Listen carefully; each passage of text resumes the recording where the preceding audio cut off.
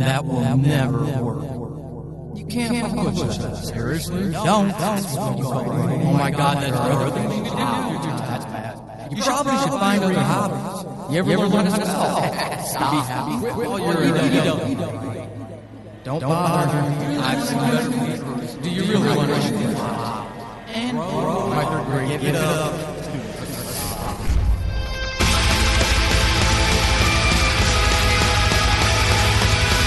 Welcome to Horrible Writing, the rawest, most candid, in-your-face writing show on the interwebs because none of us have time to suck.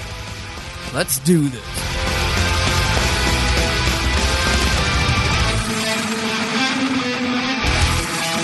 Welcome to episode 53 of Horrible Writing. I'm your host, Paul Sading. We're going to continue our creative author, writer, interview series. This time around, I have somebody I have been working with for well over a year, maybe a year and a half now. And this is the first chance we've ever had to actually talk to each other. So I'm really excited to do this. Who I have with me is now author and audio dramatist Jamie Killen. You may know her creations. They're already out there in the world. She's got one audio drama that's already out, another one coming out. So you'll probably know her from Spines, but we'll get to talk about some of this other stuff coming in the future. She also just recently released her debut novel called The Wandering Land. So Jamie, welcome to Horrible Writing. How are you doing? I'm great. Hi, Paul. It is really nice to finally talk to you face to face after like a year and a half. It's ridiculous. But, you know, we're all guilty of this. When I did the interview with Thoreau, so those of you who haven't seen that yet, I don't remember exactly which episode he was on, but he came on and he's also someone in the network that Jamie and I belong to. And it was the first chance I got to talk to him, too. And it was the same thing. Yeah. You kind of feel guilty about it. But I'm really excited to get a chance to finally talk to you. You have been, you are one of the founding members of the Fate Crafters Network. And I've been a fan of yours since I was introduced to Spines. I don't even know how I tripped across it. But I do remember the first time I listened to an episode. I was driving through an underground portion of Seattle on a rainy day. So the mood really went well with what I was listening to. And I immediately fell in love with it. And I've really enjoyed our time working together in audio drama. So I'm really, I'm excited to hear what you have to say about this topic today because you have a really broad, unique imagination and you're able to weave weird stories with dark themes that they kind of tease horror elements, but they don't really reach fully into that. So you've got a great voice. You really do. So I'm excited to see what you have to say about this stuff. You and I did some talking and trying to figure out what kind of theme that you would be comfortable talking about in order to help other creatives maybe find their voice or get comfortable with finding their voice. And I thought you came up with a great one. You were talking about things that frighten you. So that's a tough one. Why did you decide to go with that? Well, I mean, I guess because, I don't know, I feel like horror is, you know, the things that scare you are so individual. You know, like everybody has that one movie or that one book that freaks them out and everyone else is like, that's really not that scary. So I think it's interesting to think about how, you know, horror is this really specific, you know, every person has their thing they're scared of. But then on the other hand, there are these things that are really consistent for everyone that everybody is frightened by. Mm-hmm. Yeah, definitely. So what is it, or why is it important then for us to explore that type of stuff as creatives? I mean, you're free to kind of give me your theory on, you know, people in general, or maybe if you want to kind of share a little bit about yourself, why is it important to go and explore these elements? Well, I mean, I think it's sort of, for obvious reasons, it's important for horror writers to think about, you know, why is this thing scary? You know, if I'm trying to scare people, is this working? Is this actually scary? Or is this just my own kind of personal thing that isn't actually going to be scary to anyone else? But I think it's not just important for horror writers. I think it's also important for creatives in general to sort of think about okay, what's driving me? Am I avoiding topics I'm scared of? Am I avoiding topics I think my audience is going to be uncomfortable with? I think it's sort of important to kind of dig down into, what we're trying to do when we write. And I think sometimes that's kind of trying to exercise demons, or it's trying to confront things that scare you. But I think either way, you should kind of know why you're doing what you're doing and what you're reacting to. And that's a great point. Every genre has themes or central tenets that the creator tries to use to create that connection with the fan, so the fan can be immersed in that story. And like you were just saying, I feel horror can be a unique challenge. A romance novel is going to have that central tenet of love and that relationship with that other person, and we can all relate to that. Whereas, like you just said, for horror, what may be frightening, scary to one person is, almost laughable to another. I think of things like clowns. There are so many people who are they cannot look at clowns. You can go to a festival, a fair, and there will be adults that'll physically avoid getting close to clowns because they're so creepy. One of my favorite stories is, It by Stephen King. And it's funny because the clown doesn't do anything for me. Pennywise doesn't do anything for me. But like you're saying, to have these, I guess that's what I'm trying to understand from you, or what kind of thought processes you go through then when you, in that context where one thing that frightens person A is comical to person B, and as a creative, how that impacts you when you're trying to weave a story around something like that. Do you find yourself second guessing the elements that because if you don't pull that off, that scary thing, if that doesn't resonate with the listener, they may never get themselves immersed in your story? Or do you not even go there with it, and you just, whatever theme you're chasing, whatever scary elements and central tenets you're trying to leverage, do you just go with that, and whoever it resonates with, you're happy with that? Or do you try to paint with a broader brush? Well, I think for me, I tend to kind of underestimate, from my perspective, how scary something's going to be, because I've had a couple of stories that I thought were sort of like dark fantasy. I didn't think of them as horror stories, and then later people told me they were terrified by them. So I feel like it's sort of like trying to tickle yourself. Like, you can't really. I think it's, as you're writing it, I'm not necessarily scaring myself.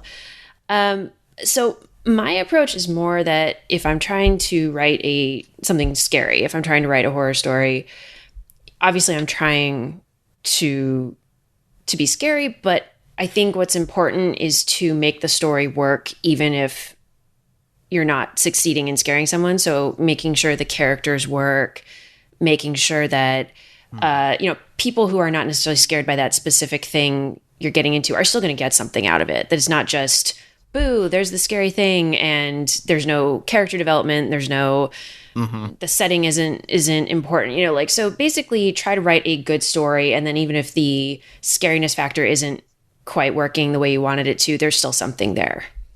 No, that's an excellent point. So let's explore that a little bit more with you. That's kind of what we do in these horrible writer interview series, is when I have a guest on, they know well in advance that we're gonna explore and share some of their life. So let's do that with you, Jamie. What is it, or what are some of the things that you're comfortable sharing that actually frighten you? Okay, so this is a childhood thing. So my parents are both really, really big readers, and they were very determined that I was gonna, my sister and I were gonna grow up to be very, literate people, and we were going to be good readers and all this. And my dad was especially committed to making sure that we had a really strong foundation in the sci-fi and fantasy classics. And so my dad's way of doing this was reading collections of Hugo and Nebula award-winning short stories as bedtime stories from an extremely early age. And that worked out really well in a lot of ways. So, I read Enemy Mine and all these classic sci-fi short stories when I was a really little kid. But he also didn't pre-screen these stories in advance. And one of the stories in one of these collections was Harlan Ellison's I Have No Mouth and I Must Scream. And my dad read me that story when I was 7. And for people who haven't read this story, it's essentially about it's this kind of Matrix sort of scenario where this AI has taken over the world and is this kind of all-powerful thing that can shape reality, but it's also essentially a giant spoiled child that just treats the human characters as its playthings. And spoiler alert, the story ends with the main character being transformed into this blobby, boneless creature that can't even die. And so at age 7, I was like, great, I just wrapped my head around mortality and you just threw this at me. Thanks, Dad. And to his credit, he realized that story was a mistake. But I think the fact that I gravitate toward body horror and, the works of David Cronenberg and things like that, I don't think that's a coincidence, considering I was exposed to this really disturbing body horror story as a really small child. So that would be kind of the first thing that I recall specifically being really, really scared of as a kid. I love that you still give Dad credit for recognizing his misjudgment. That is awesome. Well, he did have to deal with the no, I don't want to go to bed ever again aftermath of that. So he paid for it, I'm sure. Yeah. I love that story. I do. With I can how much of a lasting effect do you feel that had on you as a creative? Now, I mean, obviously as a human too, but as a creative, would you be where you are today if it weren't for those earlier childhood experiences? I don't know necessarily that story in particular was a make or break moment, but I do think the fact that from a really early age, I was immersed in science fiction and, the fact that I was raised to read from really early on, I'm sure had an impact. I'm sure I would not be the person I am today without that. Well, and it makes a lot of sense in context. So again, listeners, if you haven't checked out her stuff, hopefully by now, Jamie is not the first audio dramatist I've brought on to this interview series. So hopefully, if you've never heard of fictional podcasting before, you've been checking them out as I introduce you to creatives. If you haven't heard Spines yet, I do encourage you to, because Jamie, it does. In context, hearing this background, it makes so much more sense because you have like I said, you have a vivid voice, but you have a unique voice too. And like I said, when we first started talking in the network, I clumped you in with the horror stuff because that's what really resonates with me. And that's what I heard in Spines, even though it's just such a unique experience. And that's why I think I like your storytelling so much, because it's lazy. I realize that it's lazy to categorize it as horror because it's not. But through this exploration that you were explaining, it does make sense where something like Spines would, or what it would be grounded in. That makes complete sense now that I've heard it. Yeah, it's all Dad's fault. All Dad's fault. How did this evolve post 7-year-old Jamie? This love of story and this, I mean, can I even say that it was a love of things that frightened you?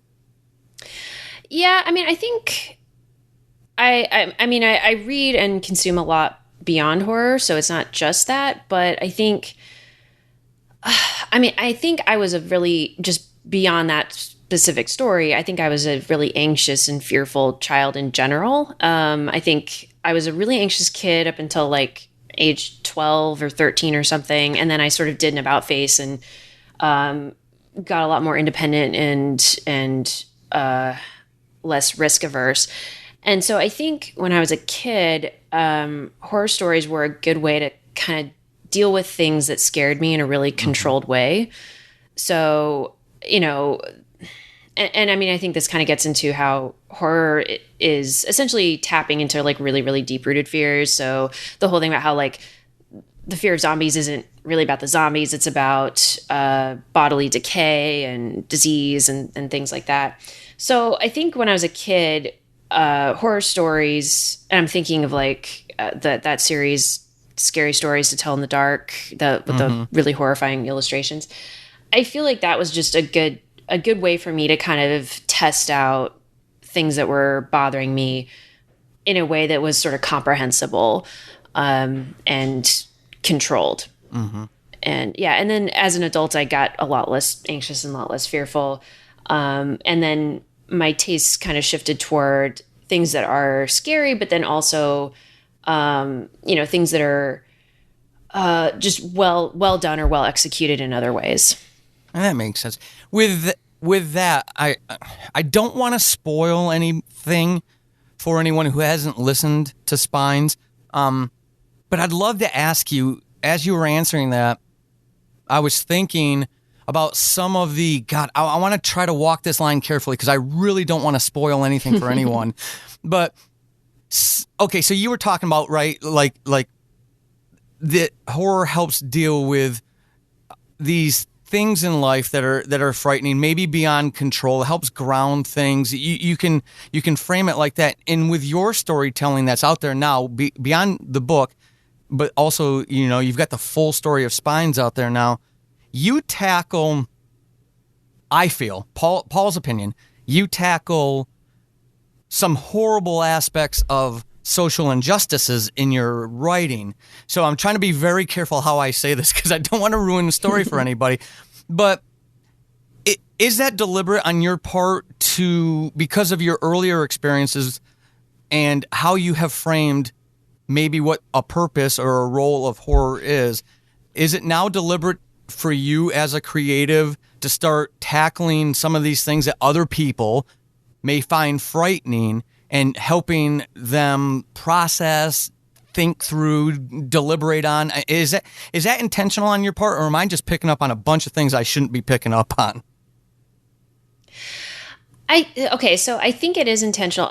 So when I write, I don't sit down and say, I'm going to write an allegory about racism, because I feel like that creates bad stories. If you sort of start from, I'm going to start from my message, but I do think that partially just because of how I see the world, and partially because I just get angry about social injustice really, really easily. It does get layered in there. So yeah, I guess without spoiling anything for those who haven't listened to Spines, I think we can sort of safely say that the idea of medical experimentation is sort of floating around in there. And, that's it. Sort of the idea that medical advances tend to be on the backs of certain people over others. We could look at the Tuskegee study or experimentation on women and all these situations in which, something that benefits humanity as a whole is sort of conducted on the least privileged among us. And so it wasn't like I sat down and was like, I'm going to write an allegory about, biomedical exploitation. It wasn't like that. But I think that sort of idea of like, there's these people who are suffering so that others can benefit from it. Mm-hmm. I think that was in there.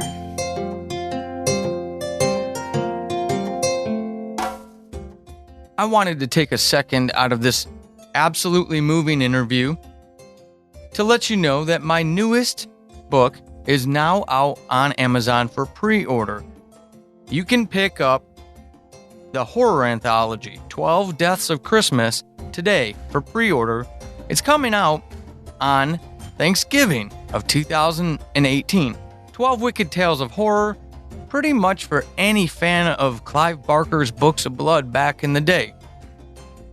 Upscale stores in the middle of New York City that offers its customers more than they bargained for. Prodigal sons returning home for aunts' funerals, only to discover that an ancient entity awaits them. What about a town sheltering against the first snow and the evil it brings, or a mad king, a hired assassin, a world in the balance, and an eternal force manipulating all of them. This and much, much, much more wickedness in my new horror anthology, just in time for the holidays, called 12 Deaths of Christmas, that you can pick up on Amazon now. Let's get back to the interview.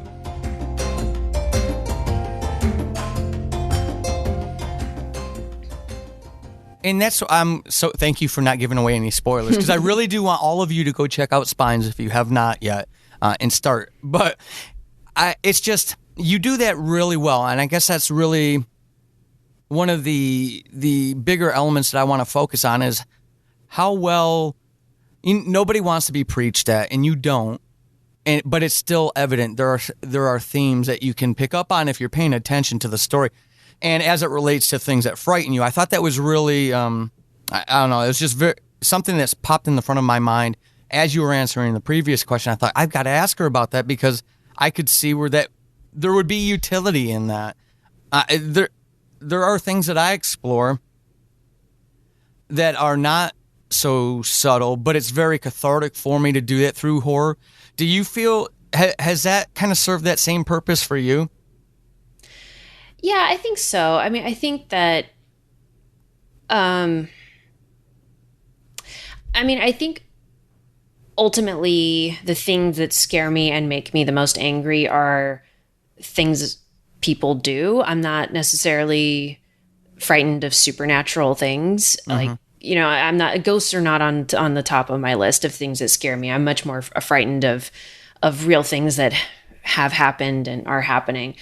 And so I think if you can sort of take your anxiety about the direction society's moving, or your anxiety about, the treatment of certain groups of people, and you can put that in this kind of supernatural framework, mm-hmm. It's a little bit easier to deal with. And so you can sort of confront it, not avoid the problem, but then you can also deal with it in a way that isn't just deeply depressing. That I laugh because I totally identify with that statement. Oh gosh, there's a probably will never see the light of day. There's a epic fantasy story, or it was going to be a trilogy. The first book alone was like 330,000 words, and it was. Now that I think back on it and asking you that question, it was nothing but a catharsis for me, because it was just all about using that platform to just rant and rave, essentially. So I don't think it'll ever see the light of day because of that. It was good for me on a personal level, but that's about the extent of it. I mean, I think that's valuable, though, even if it's not publishable at the end of the day. I've written some stuff that was just like, all right, this is just me puking up all my anxieties onto the page, and I can put it away now. Yeah, no, I absolutely agree with you. I think it's for me, it's really advantageous because I can pre-identify when I am projecting myself on a character and they're becoming preachy because of me. So I can stop it before I get 10 words into, some dialogue or something. Whereas in that book, it was that manuscript, that was never going to happen. So how does the actual craft of writing, how does that play into things that frighten you?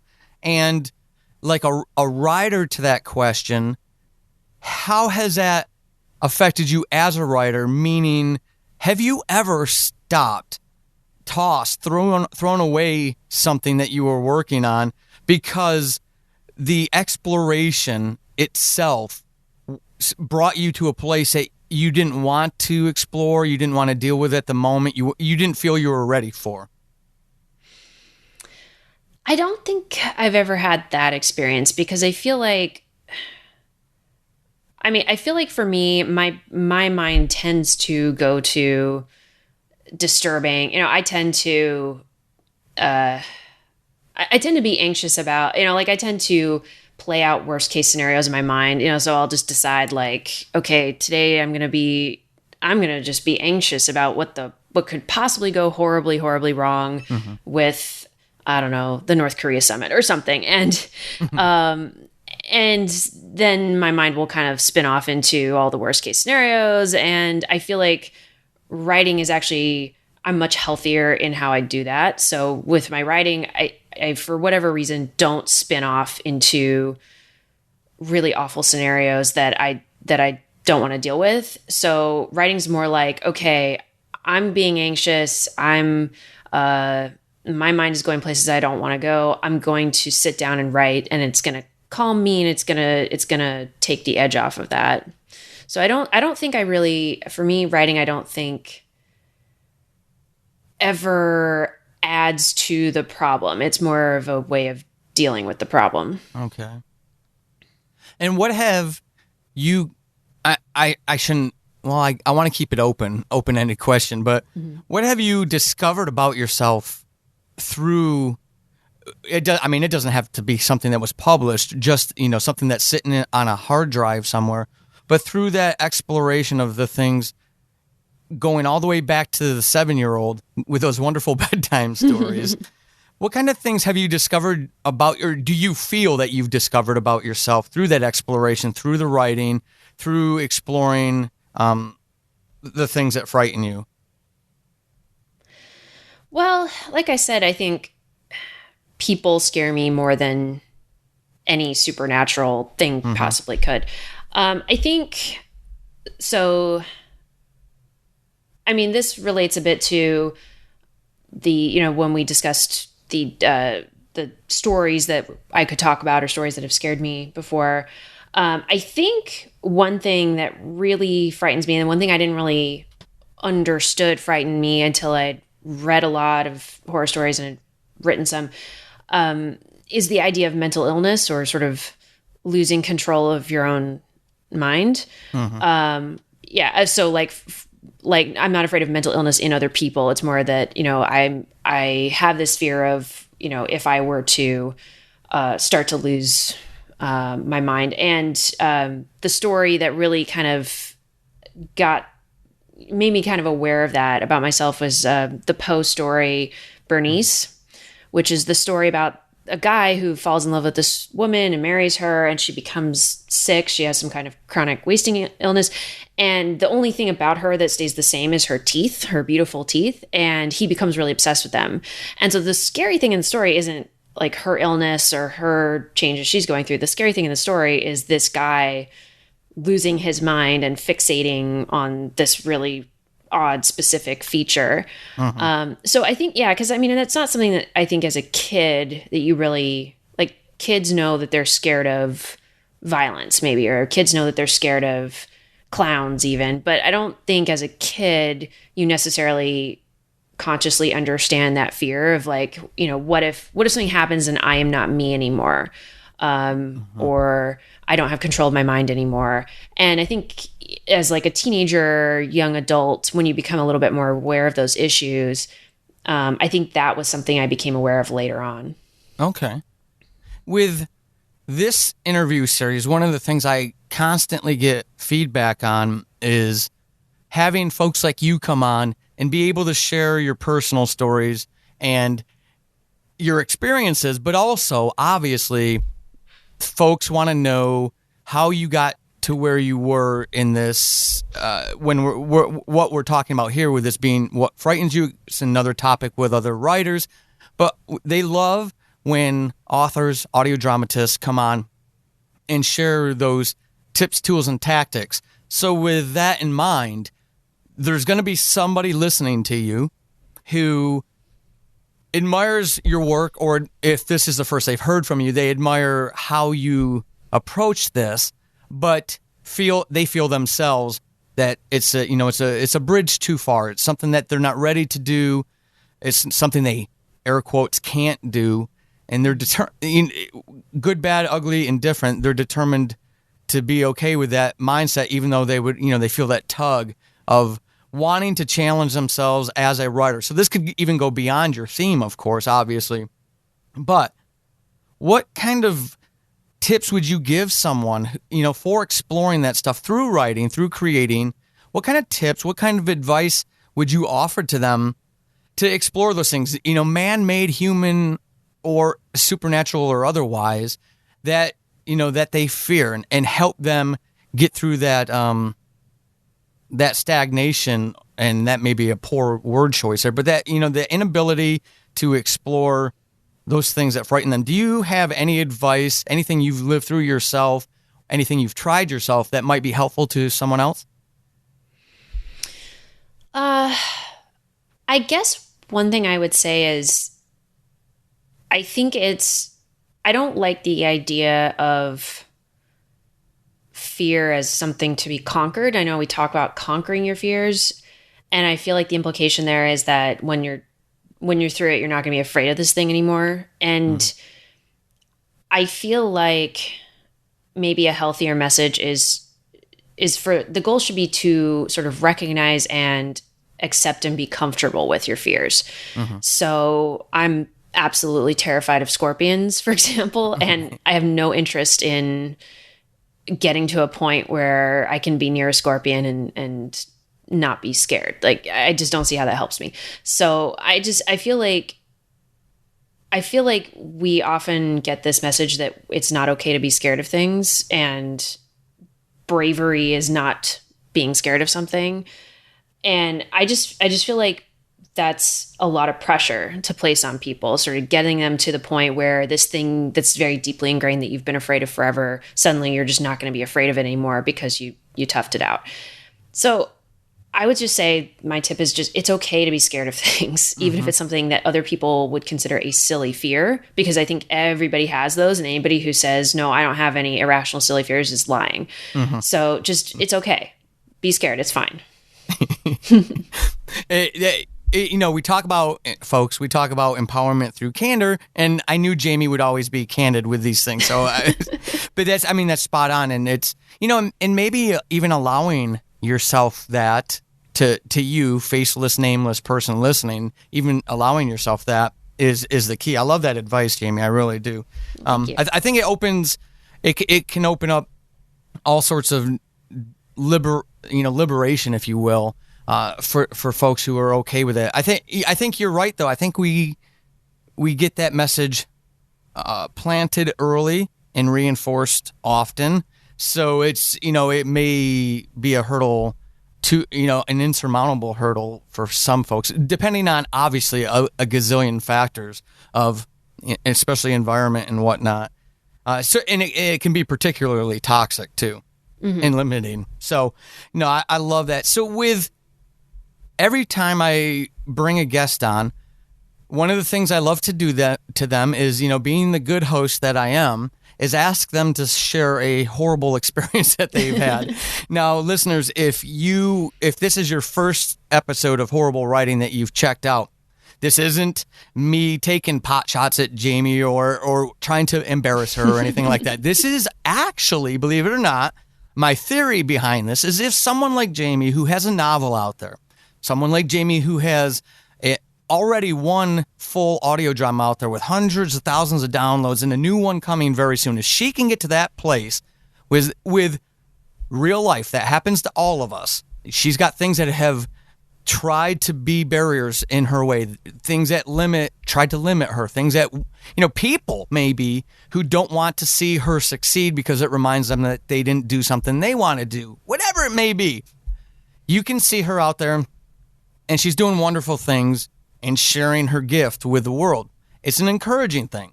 What I do in this segment of the show is I want them to share these things to show you that we're all human, that we all have different challenges that we face. And, possibly depending on what Jamie says, because I don't know, this is unscripted. I don't know what's about to come.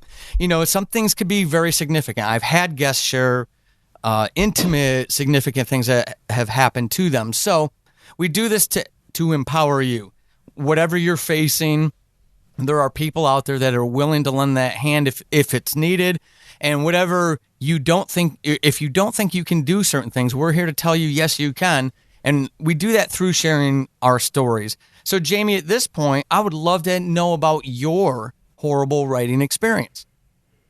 Oh, I have no horrible writing experience. Nothing bad has ever happened. Lies! No, I kid. Okay, so I feel like this is one that is not going to sound that horrible, but it's just been an ongoing source of frustration. So, like everybody else who writes, I have stories that you start and then they kind of peter out and they don't go anywhere, or you finish them at they're flawed. You have stories that end up in the trunk, and that's fine. So I'm no different in that sense. And most of the time, that's fine. That's not too bad. There's this one story that I've been circling back to for like 5 years now, on and off. And it's just, it's this frustration because I can't just let it go. I can't just stick it in the trunk and just let go of it, which is the healthy thing to do, because I love the setup. I love the characters. I love the sort of basic conceit of the story, but I cannot for the life of me figure out a plot with what to do with this situation. And it's just, I don't like, it's the only time that particular problem has really come up for me. Lots of other writing problems come up for me all the time, but that particular, like, I love this setup, I have nothing to do with it. It's like, there's no plot, there's nothing happening. This is not a story. This is a setting and some characters, and they're just kind of wandering around and nothing's going on.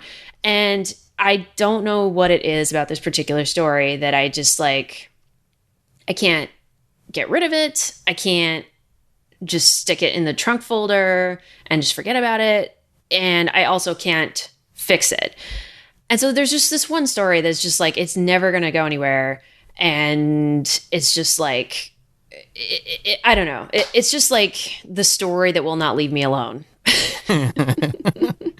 You're being haunted by stories. Pretty much, yeah. But I think what I love that, and because I can relate to it too. But at the same time, here's, listeners, this is my immediate reaction. You may interpret her story in a way that's more helpful for you than I can. But honestly, Jamie, I mean, you've got that thing in it, and it's always off on the periphery, always hanging around, never leaving you alone. But yet you're out there doing other things. You're creating audio dramas. You've written a novel. You've got more stuff coming, which we're going to talk about here in a second. But you haven't allowed that to grind you to a halt, whereas I can go meet other writers at conferences or a local writers group or online, and they can't say that same thing. That one thing that you were dealing with that you just shared with us is something that has, it's put up a complete impenetrable roadblock between them and the next thing that they could create. Yeah.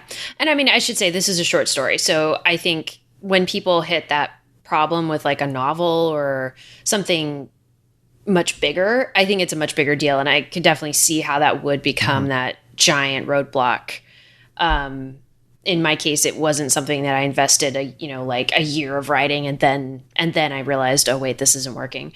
But yeah, it's frustrating, and you kind of have to just work through it. And I know that there's different advice on this. I know some people say only work on one thing at a time, and some people say always have like one or two projects, alternative. I'm in favor of having a couple of different projects at a time. That works for me. It doesn't necessarily work for everyone. For me, it's always good to be able to put something on the back burner and say, okay, this isn't working right now, but I'm just going to let it sit for a minute and work on something else. Yeah, no, I prescribe to that same school of thought. I'm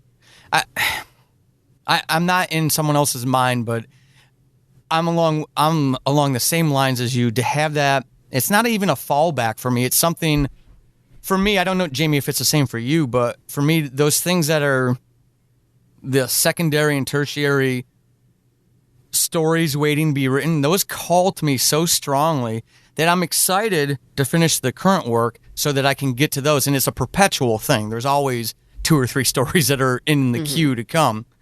Whereas I think it would cause a mental roadblock for me to only have that one thing and focus only on that one thing. But hey, if it works for folks, that's great. Yeah, absolutely. Whatever works for you. So let's talk about works while we're on that topic. Nice little segue setup right there.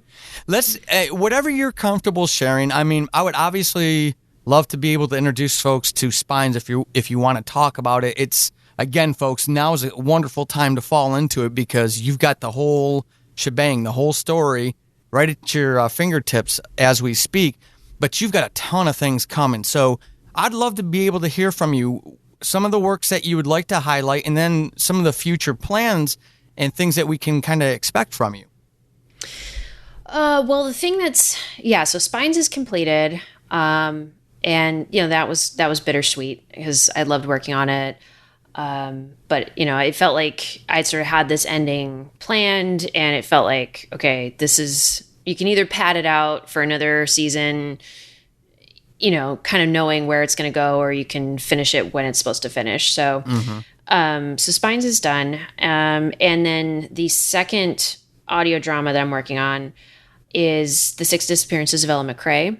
So that one, I don't know yet when we're looking at for release date, because the sound design part of it is pretty complicated. And John McClane from Dog and Pony Studios, who you've worked with, I know quite a bit, he is working on that now. It has all been recorded, or there's like one person's lines like at the very end left at this point. But basically, the whole first season is recorded. And all but 2 episodes at this point have been like through their first round of edits. So really we're kind of in sound design phase at that point. So it's slow going, but it's moving along. And so I'm hoping to have a little bit better sense of when that first season will be coming out pretty soon here. So that's been sort of taking up the most time. And then my novel came out about a month ago. So that's The Wandering Land, and available now on Amazon. So yeah, that one is something I'm excited about, but is also, when you write a novel and then you submit it to presses and stuff, it's a long time between when you finish it and then when you edit. And so it feels like it was done a long time ago. And so it's a little weird that it's like, oh, now it's published. And so it's like, it feels a little strange to sort of return to something that in my head was sort of checked off and done. But I guess that's just how that process works. So it's doing a blog tour now for that. So we're getting some reviews in, and I'm getting some positive feedback on it. And so I'm happy about that. And then I'm also, and this is not something I've actually brought up with the network yet, so this is the first time I'll have been talking about it.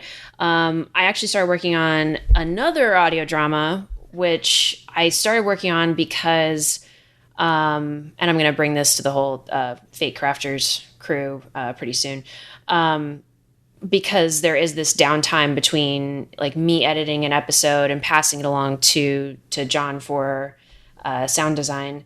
And so I started working on something that I was initially not going to do much with all that soon. But then the writing just came super easy on it. And it's a fairly small cast. It's gonna be a cast of like 3 people. That one I think is gonna be called Mirrors. I need to really make sure that title isn't taken already. I don't think it is, but I need to look into that a little bit more.